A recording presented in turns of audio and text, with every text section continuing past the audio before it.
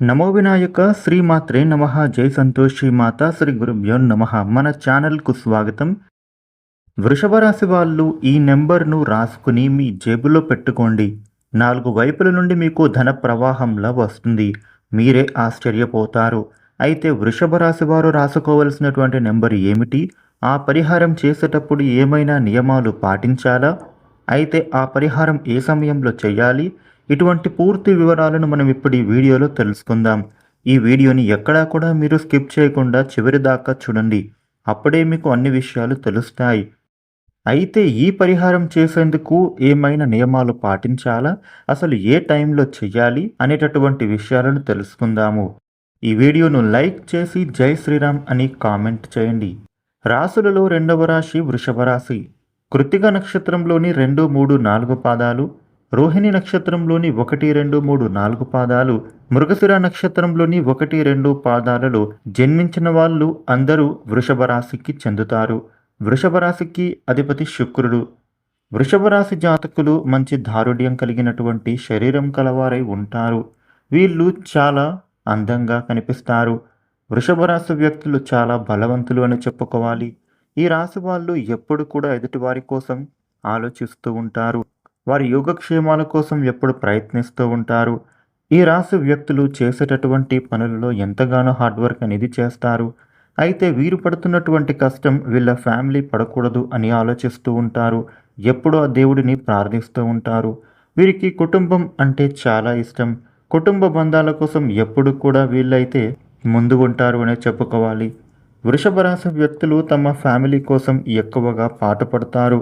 వీరు ఎక్కువ శాతం తమ కుటుంబాన్ని దృష్టిలో పెట్టుకొని పనిచేస్తారు అని చెప్పడంలో ఎలాంటి సందేహం లేనే లేదు. వీరు ఎట్టి పరిస్థితుల్లో కూడా తమ ఫ్యామిలీ మెంబర్స్ కష్టపడకూడదు అని ఆలోచిస్తూ ఉంటారు.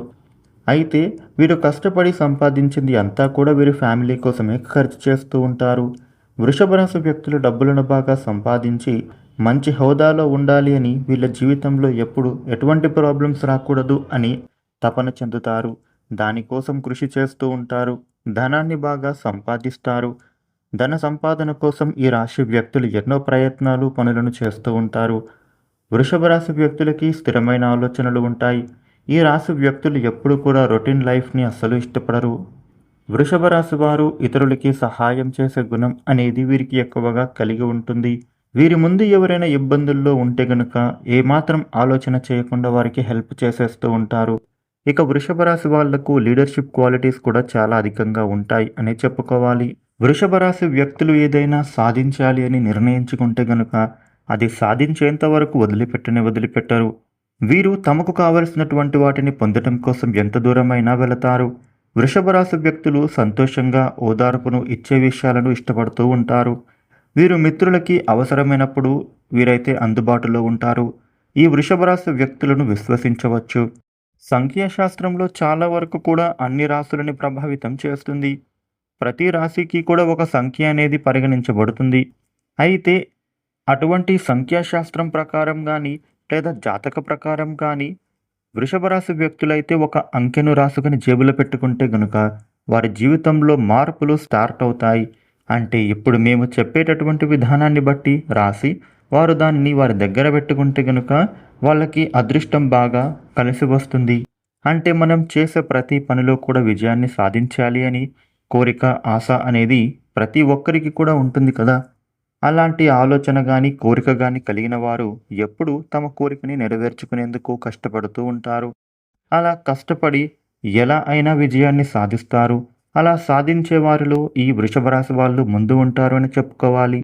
వృషభ రాశి వాళ్లకు మంచి క్వాలిటీస్ అనేవి ఉంటాయి. వీరు అనుకున్నది సాధించేంత వరకు నిద్రపోరు. వీరు అనుకున్నది సాధించడానికి ఎంత కష్టమైనా పడటానికి సిద్ధపడతారు. వీరు ఎలాంటి ఆలోచనని అయినా చేస్తారు. వృషభ రాశి వ్యక్తులు ఎంతో తెలివైనటువంటి వాళ్ళుగా వ్యవహరిస్తూ ఉంటారు. వీరు అనుకున్నది సాధించడం కోసం ఎవరి సహాయాన్ని అయినా కూడా తీసుకుంటూ ఉంటారు. వృషభ రాశి వారు అయితే ఈ సమయంలో ఒక సంఖ్యను రాసి మీరైతే మీ జేబులో దానిని దాచిపెట్టుకోవడం వలన వ్యాపారం అనేది ఎంతగానో వృద్ధి చెందుతుంది. ఏ అంకెను ఈ రాశి వ్యక్తులు అసలు ఎలా రాయాలి, ఈ విధంగా జేబులో పెట్టుకోవాలి అనేది ఇప్పుడు తెలుసుకుందాము. ఈ పరిహారం చేసేందుకు ఒక శుక్రవారం కానీ లేదా ఆదివారం కానీ మీరైతే ఎంచుకోండి. ఆ రోజున లక్ష్మీ పూజ చేసుకోవాలి. లక్ష్మీ పూజ చేసేటప్పుడు ఒక తెల్లని కాగితం తీసుకొని దానిని స్క్వేర్ షేప్‌లో కత్తిరించుకోవాలి. అంటే 2/3 అంగుళాలు ఉండేలా కత్తిరించాలి. అంటే 2 అంగుళాలు నిలువుగా ఉండాలి. 3 అంగుళాలు అడ్డంగా ఉండాలి. ఈ కాగితాన్ని మీరైతే 4 వైపులా కూడా పసుపు, కుంకుమ బొట్లు పెట్టాలి. అయితే ఈ కాగితం మధ్యలో మీరు పసుపు రాసి బొట్టు పెట్టాలి. ఇలా బొట్టు పెట్టిన చోటనే అంటే కరెక్ట్‌గా మధ్యలోనే మీరు ఈ అంకెను అయితే రాయాలి. అదేంటి అంటే 9వ అంకె రాయాలి. ఈ అంకె రాసిన తర్వాత మీరు ఆ కాగితాన్ని లక్ష్మీదేవి ముందర పెట్టి పూజ చేసుకోవాలి. అంటే పసుపు, కుంకుమ చల్లి పూలతో అలంకరించి మీరైతే లక్ష్మీదేవి పూజ చేసుకోవాలి. లక్ష్మీదేవికి ఇష్టమైనటువంటి ఏదైనా తీపి పదార్థాన్ని నైవేద్యంగా సమర్పించాలి. ఇక ఆ తరువాత ఆ పేపరును తీసుకొని కళ్ళకు అద్దుకొని మీ సంకల్పాన్ని చెప్పుకొని అంటే మీకు ఎంతైతే డబ్బు రావాలో, ఏదైతే మీ ప్రాబ్లమ్స్ ఉన్నాయో అవి ఎలా సాల్వ్ అవ్వాలో వాటి గురించి మీరు మీ సంకల్పాన్ని తలుచుకొని ఆ పేపరును మీ పర్సులో పెట్టుకోవాలి. అయితే మగవారైతే మీ పర్సులో దాచి ఉంచండి. ఆడవారు అయితే మీరు హ్యాండ్ బ్యాగ్‌లో పెట్టుకోవాలి. ఈ కాగితాన్ని 2 ఫోల్డింగ్స్ చేసుకోవాలి. అంటే నిలువుగా ఒక ఫోల్డ్ చేసి అడ్డంగా ఇంకో ఫోల్డ్ చేయాలి. ఇలా ఫోల్డ్ చేసుకున్న కాగితాన్ని మీరైతే తరచుగా వాడుతున్నటువంటి పర్సులో పెట్టుకోవాలి. అంటే మీరు బయటికి వెళ్తున్నప్పుడు ఏదైతే పర్స్ తీసుకొని మీ వెంట వెళ్తారో ఆ పర్స్‌లో మాత్రమే ఈ కాగితాన్ని పెట్టుకోవాల్సి ఉంటుంది. 9 అనేది ఏంటంటే పరిపూర్ణమైన సంఖ్య. ఈ 9 అనే సంఖ్యను మీరు రాసిపెట్టుకుంటే పనిలో మీకు విజయం అనేది చేకూరుతుంది. ఆర్థికపరమైనటువంటి ప్రయోజనాలు మీకైతే కలుగుతాయి అని చెప్పుకోవాలి. ధనపరమైనటువంటి పనులు ఏవైనా పెండింగ్‌లో ఉంటే అవి ఇప్పుడు తప్పక పూర్తి చేస్తారు. ఆర్థిక కష్టాలు తీరిపోతాయి. వృషభ రాశి వాళ్లకు బాగా కలిసి వస్తుంది. మీకు విజయం అనేది వరిస్తుంది. ఇక్కడ ఇలా చేయడం వలన మీకైతే విజయం అనేది వరిస్తుందని చెప్పుకోవాలి. ఈ 9 సంఖ్య గల పేపర్‌ను మీ దగ్గర ఉన్నంత వరకు ప్రాబ్లమ్స్ అనేవి రావు. ఎప్పుడు కూడా విజయమే వరిస్తుంది. మీరు ధన సంపాదన అనేది విపరీతంగా పెంచుకుంటారు. ధన ప్రవాహంలా ఉండబోతోంది. ఏ పని మీరు మొదలుపెట్టినా గానీ దానిలో నుంచి డబ్బు అనేది విపరీతంగా వస్తుందనే చెప్పుకోవాలి. ఆశించిన విధంగా ఫలితాలు అనేవి వస్తాయి. ఒకసారి ఈ పరిహారాన్ని ట్రై చేసి చూడండి. మీకే రిజల్ట్ అనేది తెలుస్తుంది. అయితే మీరు ఈ పరిహారం చేసేటప్పుడు మిమ్మల్ని ఎవ్వరు కూడా చూడకూడదు. కేవలం మీ ఇంటి సభ్యులు ఉన్నా పర్వాలేదు కానీ, ఇంటి సభ్యులు కాకుండా బయట వ్యక్తులు ఎవరైనా గానీ మిమ్మల్ని అస్సలు చూడకూడదు. అంటే మన ఇంట్లోకి వచ్చే పనివాళ్ళు ఉంటారు గదా! వర్క్ చేసే మెయిడ్స్. అంటే వాళ్ళు కూడా ఈ పరిహారం చేసేటప్పుడు చూడకూడదు మనల్ని. కాబట్టి ఎవరూ లేనప్పుడు మాత్రమే ఉదయాన్నే వేకువజామున ఈ పరిహారాన్ని చేసుకుంటే గనక తప్పకుండా సక్సెస్‌ఫుల్ అవుతారు. ఈ వీడియో మీకు నచ్చింది అని అనుకుంటున్నాను. ఈ వీడియోను లైక్ చేయండి, షేర్ చేయండి. ఇలాగే మరిన్ని వీడియోలు మీరు తెలుసుకోవటానికి మన ఛానల్‌ను సబ్స్క్రైబ్ చేయండి.